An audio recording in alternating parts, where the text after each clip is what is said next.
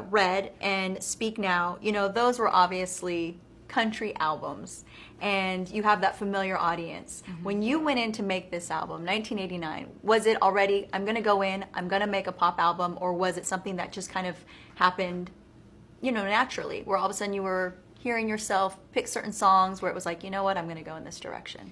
Well, the reason I like to take 2 years to make an album is because I like to let it become what it's going to become on its own. You know, when I start making an album, I usually spend about 6 months writing and writing and writing, and then usually all of that stuff that I've written in the first 6 months gets thrown out. Wow. Because the songs can be great, but if they sound too much like the last album and not like the new album, it takes a while to get to a point where you realize you're creating a new sound.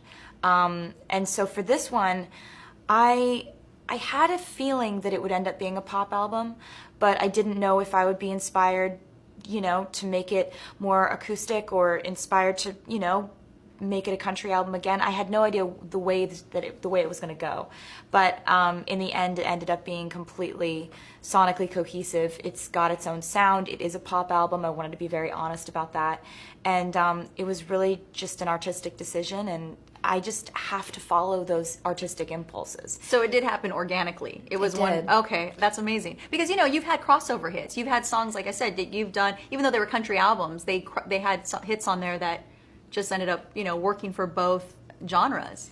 My goal with this album from the beginning was to make an album that had its own sound, that was very signature to that album. So in my previous albums, you'll have, I mean, on Red, like, you would be hearing mandolin on one song, and then you'd hear dubstep bass drops on the next song. And, you know, I liked kind of how it was a very diverse sounding album, but with this one I wanted to really make an album that sounded cohesive. Right.